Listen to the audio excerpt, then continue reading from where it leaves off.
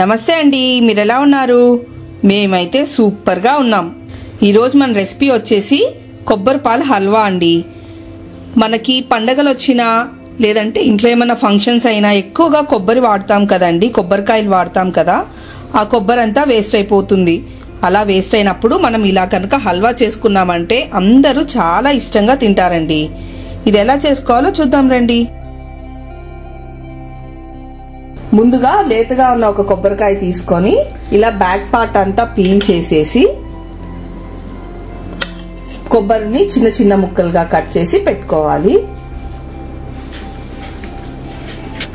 ఇప్పుడు ఒక mixie jar తీసుకొని మనం చిన్నగా కట్ చేసి పెట్టుకున్న ముక్కలు ఉన్నాయి కదండి, వాటిని బాగా పేస్ట్ లాగా గ్రైండ్ చేసుకుందాం.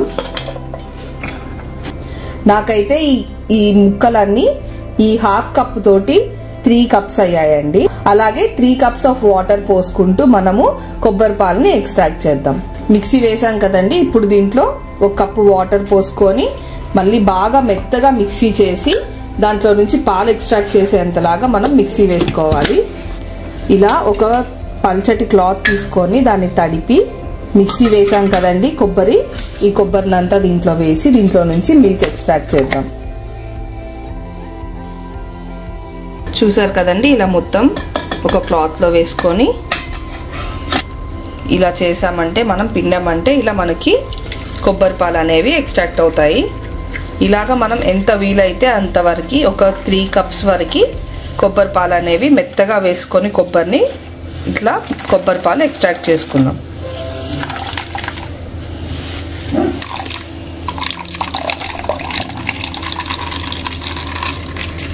అలా పిండుకున్నాం కదండి కొబ్బరి, దాంట్లో మళ్ళీ ఒక హాఫ్ కప్ వాటర్ వేసుకొని మళ్ళీ మిక్సీ పట్టి అలాగే మనం మిల్క్ ఎక్స్ట్రాక్ట్ చేద్దాం. చూసారు కదండి, 2 టైమ్స్ ఎక్స్ట్రాక్ట్ చేస్తే మనకి మిల్క్ అనేవి ఇలా వస్తాయి. మనం ఇప్పుడు ఇలా ఎక్స్ట్రాక్ట్ చేసిన తర్వాత ఈ కొబ్బరిని కూడా పడేయని అవసరం లేదండి. ఇది కూడా వేస్ట్ చేయకుండా మనం బాగా ఎండకి పెట్టేసి మనం కర్రీస్ లో వేసుకోవచ్చండి. ఫ్రైస్ కానీ కర్రీస్ కానీ దేంట్లో వేసుకున్నా చాలా టేస్టీగా ఉంటుంది. మనం ఇది కూడా వేస్ట్ చేయకుండా అలా యూజ్ చేసుకోవచ్చు. ఇలాగ ఒక పెద్ద పళ్ళెం తీసుకొని దాన్ని చక్కగా మనము ఎండకి పెట్టామంటే చక్కగా మనకి కొబ్బరి పౌడర్ రెడీ అయిపోతుందండి. ఇది షాప్స్ లో అమ్మే కొబ్బరి పొడి లాగా తయారైపోతుందండి.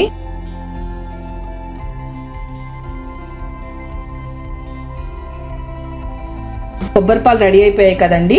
ఇప్పుడు మనం ఏ కప్పుతో అయితే కొలుసుకున్నామో అదే కప్పుతోటి 1 కప్పు అటుకులు తీసుకొని వాటిని కూడా మెత్తగా పౌడర్ లాగా చేసుకుందాం. చూసారు కదండి, ఇలా చక్కగా పౌడర్ లాగా చేసుకోవాలి.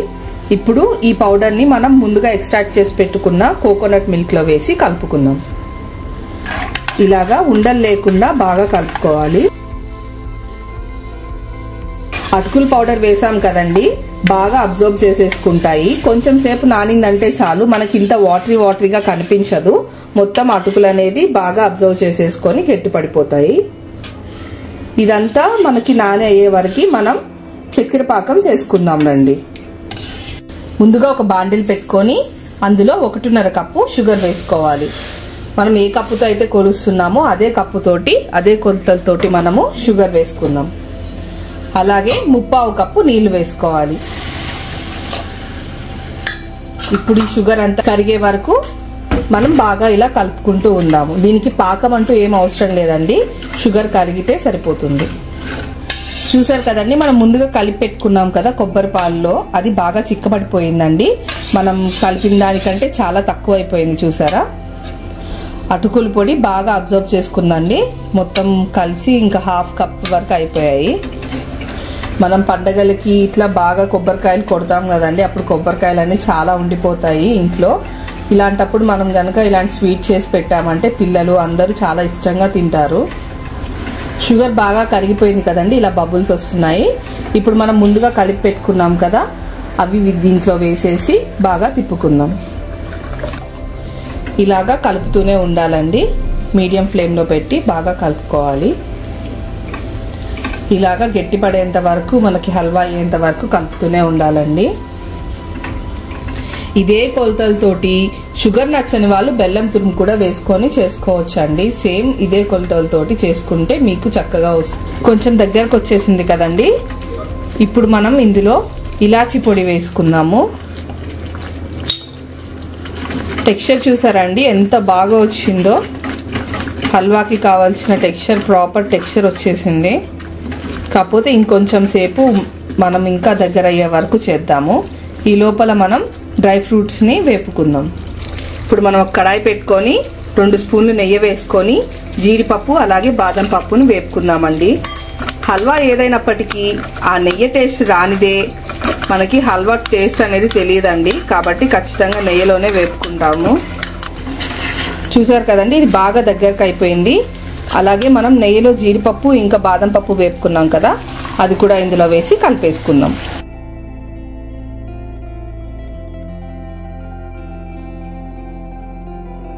బాగా దగ్గరకు అయిపోయి ఇలా కడాయిని కూడా వదిలేస్తుంది కదండి.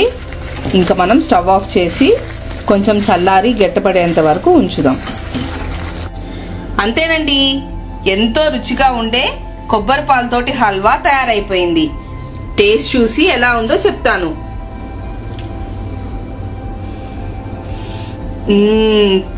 చాలా యమ్మీగా ఉందండి. కొబ్బరి టేస్ట్, కొబ్బరి ఫ్లేవర్ పడింది. చాలా యమ్మీగా ఉంది. ఇంత యమ్మీగా ఉండే కొబ్బరి పాలతోటి హల్వా మీరు కూడా తయారు చేసుకొని అది ఎలా వచ్చిందో నాకు కామెంట్స్ లో చెప్పడం మాత్రం మర్చిపోకండి. Thanks a lot for watching. Please do like, share and subscribe to Ratnarao Kitchens and Vlogs.